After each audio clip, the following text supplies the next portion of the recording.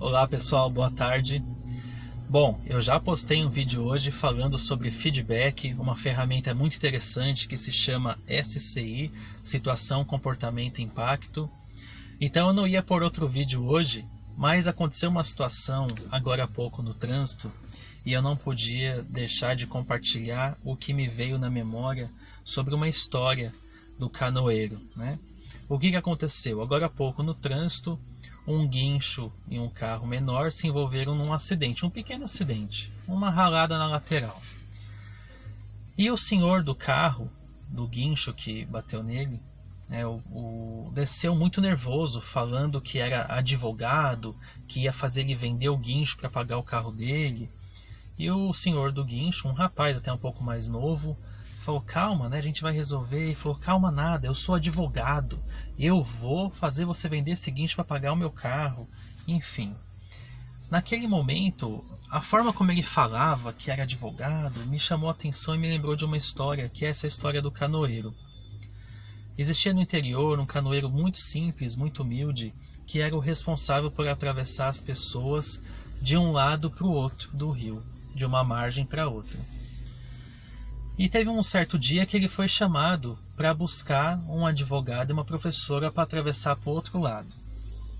Pois bem, ele, sempre muito simpático, foi pegar os dois e no meio da travessia começaram a conversar e o advogado falou: canoeiro, você conhece algum tipo de lei? Conhece sobre leis? E o canoeiro falou: não, doutor, eu não conheço lei alguma. Então o advogado olhou para o lado e falou: poxa, que pena, você perdeu metade da sua vida fazendo isso. E aí ficou aquela história, enfim, e continuaram seguindo viagem. A professora, vendo aquilo, falou: mas canoeiro, por acaso você sabe ler ou escrever? E o canoeiro falou: não, professora, infelizmente eu não sei ler nem escrever, trabalho desde muito cedo e não tive essa oportunidade. A professora então virou e falou assim: poxa, canoeiro, mas que pena, você perdeu metade da sua vida fazendo isso. Enfim, dada aquela situação, ficou aquele clima, eles continuaram atravessando, veio uma onda um pouco mais forte e tombou a canoa, derrubando todos eles no rio. O canoeiro, já há muitos anos nisso, mergulhou, levantou, virou a canoa e tranquilo. Olhou para um lado, para o outro, não viu o advogado nem a professora. Quando ele olha mais para trás, ele percebe que o advogado está se debatendo na água junto com a professora.